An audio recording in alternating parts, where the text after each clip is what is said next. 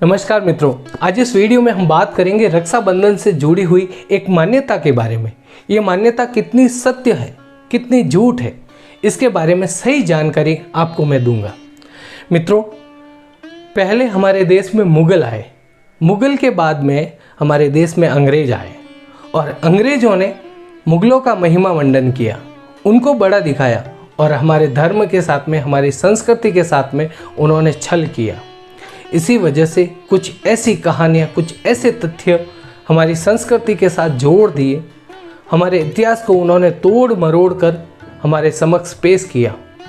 मित्रों, रक्षाबंधन से जुड़ी एक ऐसी ही मान्यता आपके समक्ष रख रहा हूँ, तो ये वीडियो पूरा देखेंगे तभी आप जान पाएंगे कि मैं आपको क्या बताना चाहता हूँ। अन्यथा आप जो अफवाह चली आ रही है उसी को आगे फैला रहे हैं। तो ये जानकारी जो है आपको अवश्य होनी चाहिए। इसके मैं आपको एक दो तथ्य भी दूंगा और इतिहास की जानकारी मैं अधिक नहीं रखता हूँ, पर जो भी इतिहासकार है उनसे आप पता कर सकते हैं कि मैं आपको कितना सत्य बता रहा हूँ। मित्रों, एक मान्यता तो जो है वो सत्य मान्यता है और वहीं से रक्षाबंधन की शुरुआत हुई। भगवान श्री कृष्ण और द्रौपदी की कहानी है कि भगवान श्री कृष्ण जब शिशुपाल का वध करते हैं तो सुदर्शन चक्र चलाते हैं और उस चक्र से भगवान श्री कृष्ण की उंगली पर चोट आ जाती है और रक्त बहने लगता है। ये द्रौपदी देखती है तो द्रौपदी अपनी साड़ी से एक टुकड़ा निकालती है और भगवान श्री कृष्ण की उंगली पर बांध देती है। तभी भगवान श्री कृष्ण वचन देते हैं कि हे बहन, इस रक्षा सूत्र का, जो रक्षा सूत्र तुमने बांधा है, इसका वचन मैं अवश्य निभाऊंगा। जब भी तुम पर कोई संकट आए मुझे याद करना। तो जब द्रौपदी का चीर हरण हुआ उस समय द्रौपदी ने भगवान को याद किया और भगवान ने द्रौपदी का चीर बढ़ाया। ये कहानी जो है वो सत्य है। अब मित्रों, दूसरी कहानी जो है महारानी कर्णावती और हुमायूं की कहानी है कि महारानी कर्णावती जो है वो चित्तौड़ की रानी है और चित्तौड़ पर गुजरात की हुकूमत करने वाले बहादुर शाह ने आक्रमण कर दिया। तो उस समय महारानी कर्णावती जो है हुमायूं को पत्र भेजती है और पत्र के साथ में रक्षा सूत्र भेजती है कि हुमायूं, हमारे राज्य पर आक्रमण हो गया है और हमें आपकी आवश्यकता है, आप आइए, हमारी रक्षा कीजिए। ये कोरा झूठ है, कोरा प्रपंच है, कोरा छलावा है। अब मित्रों, मैं बताता हूँ आपको, क्योंकि आपको ये जानने से पहले इतिहास में प्रवेश करना होगा, तभी आप जान पाएंगे कि इस कहानी के पीछे का सच क्या है। मित्रों, हुमायूं कौन है? बाबर की संतान है। हुमायूं जो है वो बाबर की संतान है। और महारानी कर्णावती कौन है ये मैं आपको बताता हूँ। महारानी कर्णावती जो है राणा सांगा की पत्नी थी और राणा सांगा जो है महाराणा प्रताप के दादा है। महारानी कर्णावती जो है महाराणा प्रताप की दादी हुई। तो मित्रों, राणा सांगा, महारानी कर्णावती ये बड़े साहसी थे, बहादुर थे। और राणा सांगा जो है वो चित्तौड़ के राजा थे। राणा सांगा ने आसपास के सभी राजाओं को साथ में लिया और बाबर पर हमला बोल दिया। और बाबर के पास उस समय तोप वगैरह हुआ करती थी। तो राणा सांगा उस समय जख्मी हो गए और कुछ समय बाद उनकी मृत्यु हो गई। राणा सांगा के दो पुत्र थे, विक्रमादित्य और उदय सिंह। तो महारानी कर्णावती ने उस समय विक्रमादित्य को चित्तौड़ का राजा बना दिया।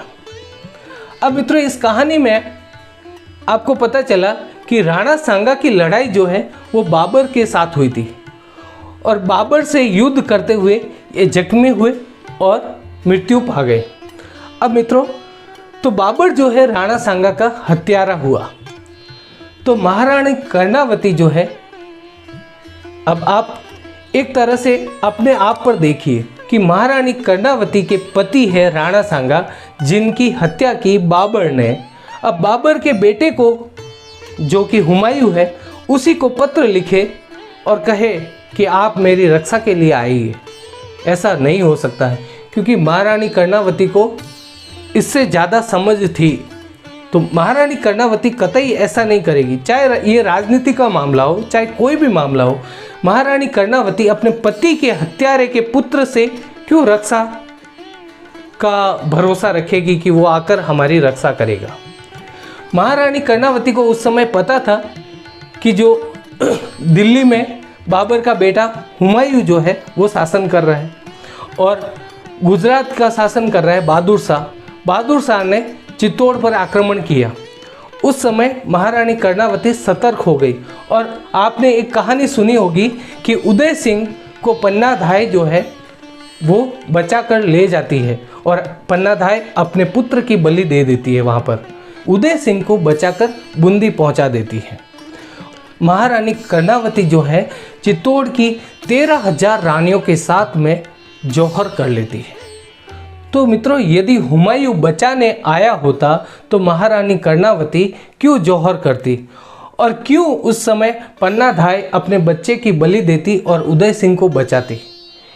इसके पीछे सोचने वाली बात है। तो मित्रों, यहाँ पर हुमायूं ने किसी भी तरह चित्तौड़ की रक्षा नहीं की।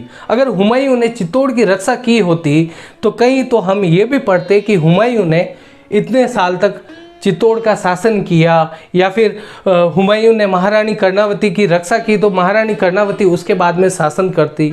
तो ये सब बातें जो है वो मिथ्या है।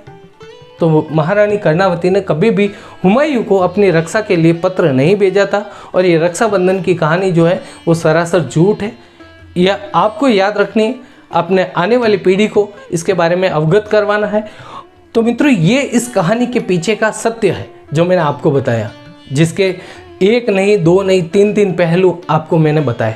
अब मित्रों, इस कहानी को हम आगे नहीं दोहराएंगे, हमारी आने वाली पीढ़ी को ये कहानी नहीं बताएंगे।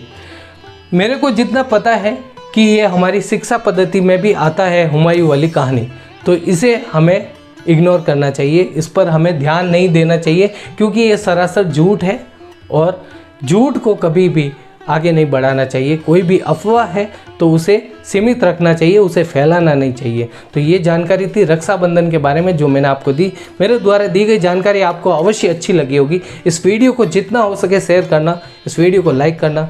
फिर मिलेंगे नई जानकारी लेकर। धन्यवाद।